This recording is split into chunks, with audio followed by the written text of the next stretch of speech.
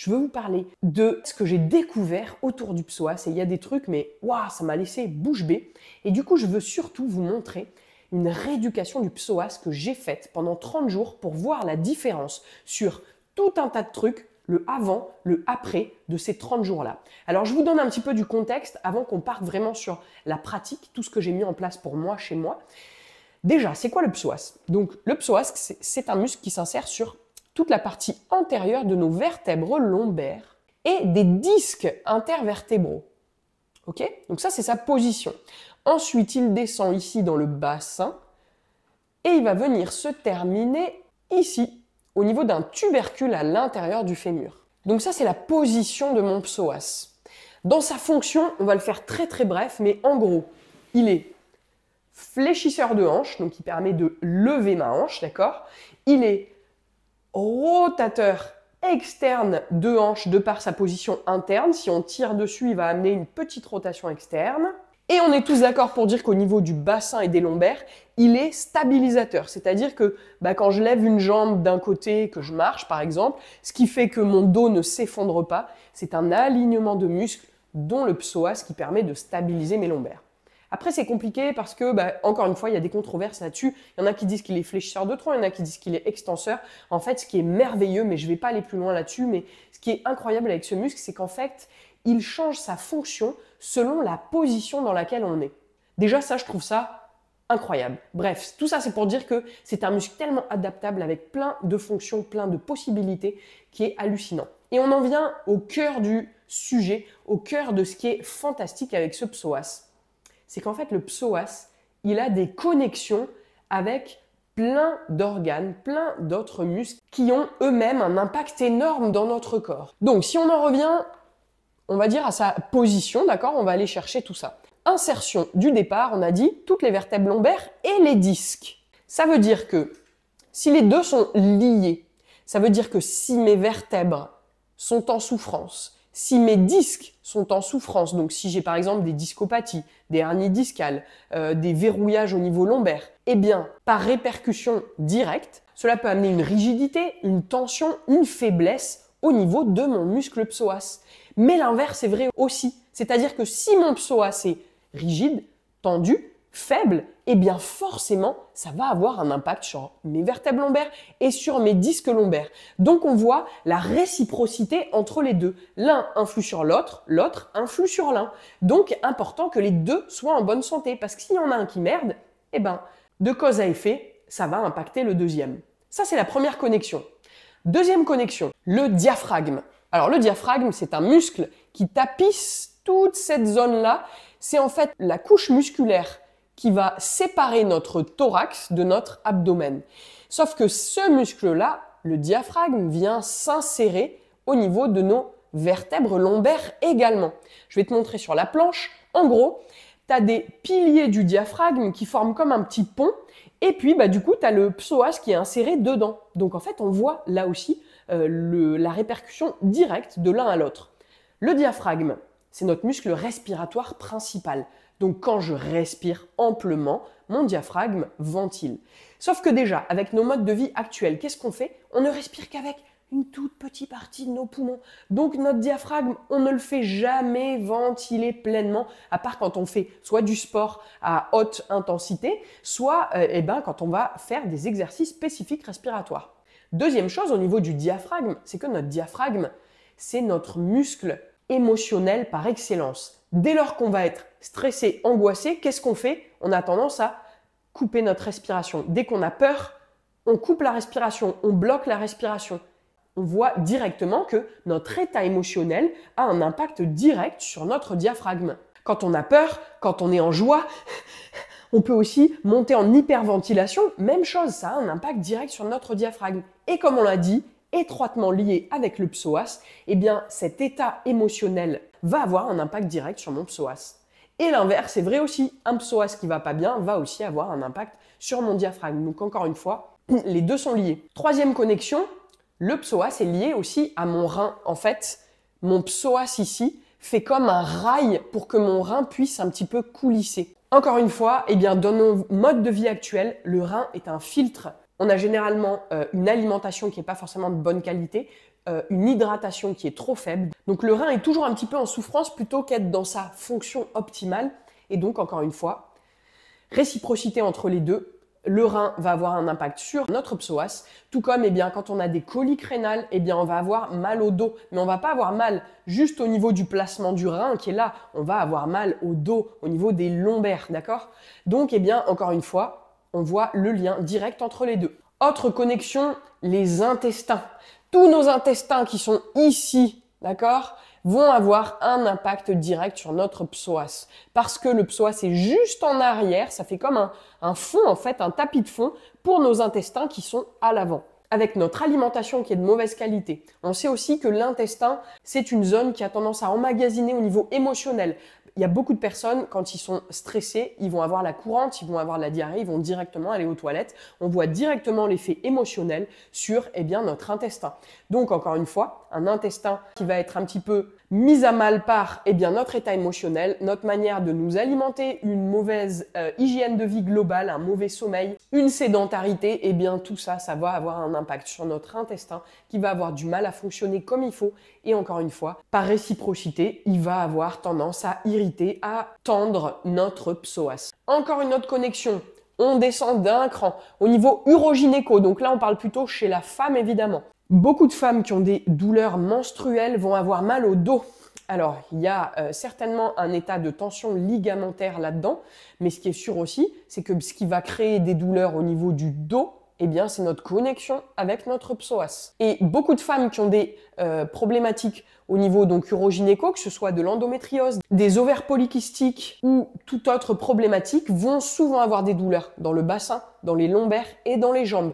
Je ne vous l'ai pas encore dit, mais le seul muscle qui fait le lien entre la colonne vertébrale, donc le haut du corps, et le bas du corps, les jambes, le seul muscle, c'est le psoas. Sinon, vous ne trouverez que des muscles qui sont liés au haut du corps et au bassin, et d'autres qui sont du bassin au bas du corps. Mais de la colonne, donc du haut du corps au bas du corps directement, c'est le seul muscle. Et la dernière connexion qu'on peut soulever, qui est aussi intéressante, c'est le nerf fémoral. Le nerf fémoral, donc, il sort de la colonne vertébrale et il vient directement traverser notre psoas qui est là. Donc, en le traversant, on voit bien que si ce muscle va être contracté, contracturé, irrité, forcément, il va avoir un impact aussi sur ce nerf fémoral. Le nerf fémoral qui, en descendant, lui, peut amener des douleurs, des sensations désagréables, des fourmillements sur tout l'avant de la cuisse. Rien que toutes ces connexions-là, moi, ça me fait halluciner. Je me dis, mais en fait, ce muscle, mais waouh, l'impact qu'il a et surtout l'impact qu'il peut avoir sur tous ces éléments qu'on vient de nommer. Attention, je ne suis pas en train de vous dire qu'un psoas qui va bien, ça veut dire que tout va aller bien dans votre vie, vous n'aurez jamais mal au dos, vos intestins vont bien aller. C'est pas ce que je suis en train de dire. Je suis juste en train de vous dire que imaginez le lien et l'impact que peut avoir un psoas en bonne santé. Ça va peut-être vous amener un diaphragme un peu plus détendu, des intestins un peu plus détendus, un rein qui va peut-être avoir un peu plus de facilité à se mobiliser, moins de tension dans tout ce qui va être sphère urogynéco, pas de douleur au niveau face antérieure de la cuisse si vous en aviez. Encore une fois, évidemment, votre hygiène de vie globale aura un impact aussi énorme. Mais imaginez déjà une bonne hygiène de vie de votre psoas, qu'est-ce que ça peut amener ? Forcément, comme ça, vous vous dites « ouais, ça peut être bien, mais je sais pas trop ». Du coup, j'ai fait le test pour vous. Et c'est bien ça qu'on va aller regarder dans la suite de la vidéo. Donc, j'ai commencé pour voir un petit peu la différence entre l'avant et l'après. J'ai répondu à un questionnaire d'un super bouquin sur le psoas que je suis allé feuilleter, que je suis allé approfondir, que j'ai trouvé fantastique, avec plein d'informations, plein de choses vraiment géniales. D'ailleurs, une partie de tout ce que je vous ai dit avant, je le tire aussi de ce bouquin-là. Donc, si vous êtes intéressé pour aller plus loin, si vous êtes intéressé pour faire toute la rééducation que je vais vous montrer après, n'hésitez pas, c'est un super bouquin. Après, il y a eu la phase de rééducation et j'ai de nouveau répondu à mon questionnaire et refait les tests. Donc, c'est parti pour 30 jours de rééducation. Je vous propose déjà qu'on regarde l'évaluation des symptômes. Donc, évidemment, tu peux le faire en même temps que moi. Donc, première question. À quel point la douleur au milieu du dos vous gêne-t-elle ? Pour moi, ça sera assez. À quel point les douleurs lombaires vous gênent-elles ? Assez. À quel point les douleurs au niveau du bassin et du sacrum vous gênent-elles ? Assez. À quel point la douleur et les sensations de faiblesse dans les jambes vous gênent-elles ? Peu. Pour moi, ça ne me gêne pas. À quel point les problèmes situés dans la zone des hanches vous gênent-elles? Ça, je vais dire beaucoup. Je vais dire beaucoup. On reste toujours sur les symptômes. À quel point un état d'agitation constante vous gêne-t-elle? Peu pour moi.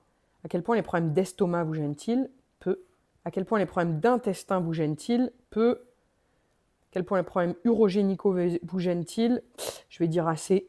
À quel point la fatigue et l'épuisement vous gênent-ils? Peu.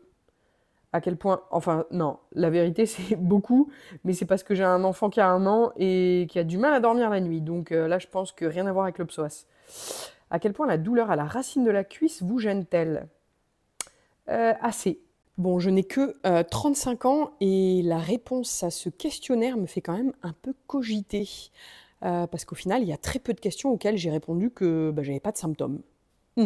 Alors, on est parti pour le premier test du psoas qui est censé donc tester la force du psoas. Donc, dos contre le mur, j'avance un tout petit peu mes pieds et puis je viens lever ma jambe et on va voir ce qui s'y passe, quoi.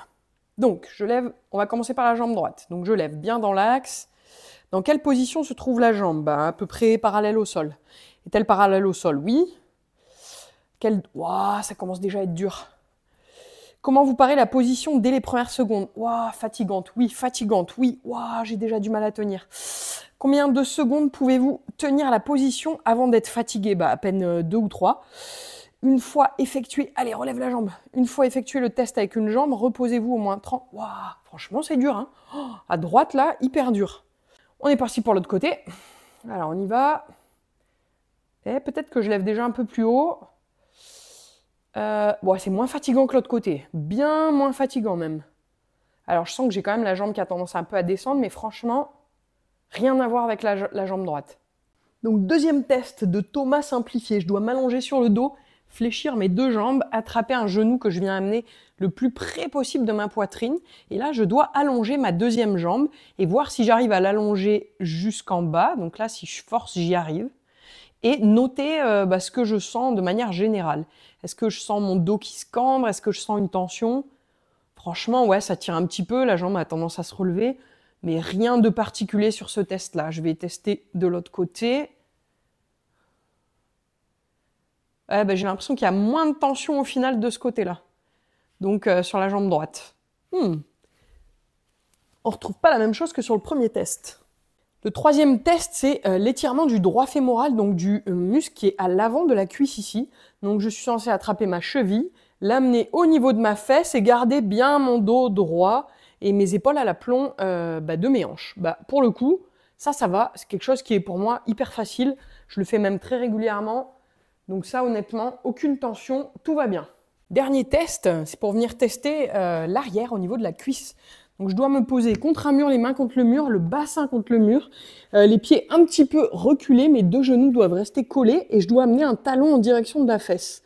Et j'ai les cuisses qui crampent. Voilà, j'ai l'ischio qui crampe. Doucement, mais ça crampe. À gauche en tout cas, à droite, testons. À droite, ça arrive au bout de quelques secondes, mais franchement ça va. Bon, par rapport à juste ces tests et le questionnaire que j'ai rempli, je me dis que déjà les tests sont pas probants parce que en termes de force du psoas, j'en ai pas. Et au niveau des ischios, franchement c'était, ça crampe, donc forcément c'est que je manque de muscle aussi. Les 2 autres par contre ça allait, donc je pense qu'au niveau de l'extensibilité, je suis pas mal. Bon, maintenant on va passer à la phase protocole, exercice, c'est parti. J'ai donc bien fait 30 jours de rééducation avec des exercices qui duraient environ 5 minutes par jour, où donc là on le voit sur l'image, on travaillait le maintien abdominal, le renforcement abdominal, comme par exemple ici avec la position de planche. On a travaillé le renforcement du psoas, donc la force du psoas en statique, comme on le voit ici, ce qui était clairement mon point faible, et puis également en dynamique, donc en faisant des allers-retours, comme on le voit aussi sur l'image. On est venu travailler évidemment les antagonistes, toujours important. Quand on travaille le biceps, on travaille le triceps, là c'est pareil. On a travaillé donc le psoas et également les fessiers, comme on l'a vu en statique et également en dynamique.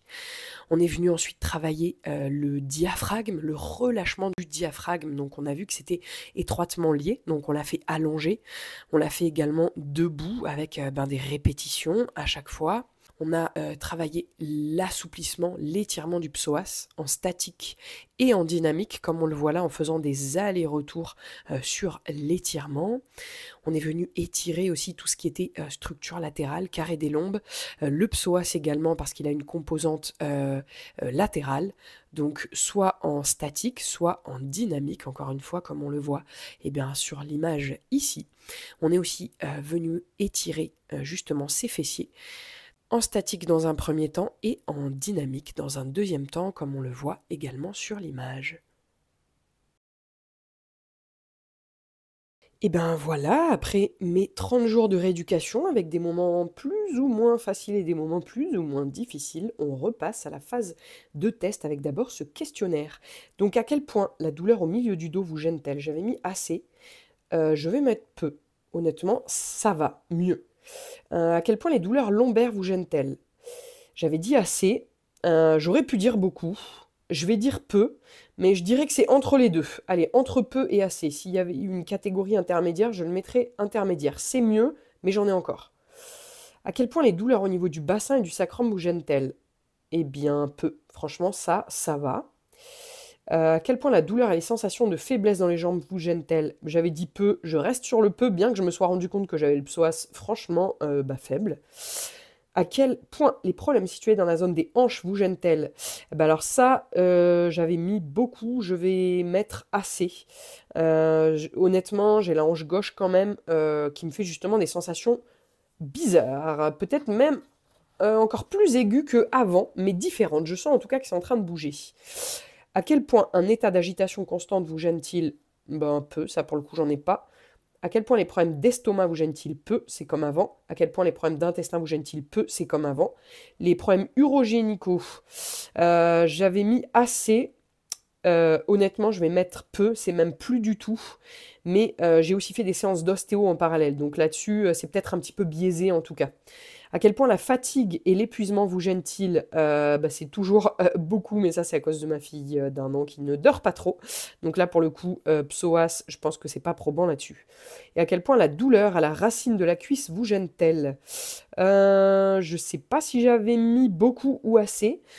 Honnêtement, je mettrais entre peu et assez. Allez, ça me gêne encore, notamment quand je cours, mais franchement, c'est beaucoup plus supportable. Bon, on est reparti pour les 2 tests pour lesquels j'avais vraiment été faible, c'est-à-dire la force du psoas et le test au niveau des ischios. Donc, on va voir ce que ça donne. Donc, premier test du psoas, c'était venir mettre sa jambe à 90 degrés et voir un peu ce qui se passe. Jambe droite, j'étais archi faible, c'était une horreur. Dès les premières secondes, je sentais que le genou tombait.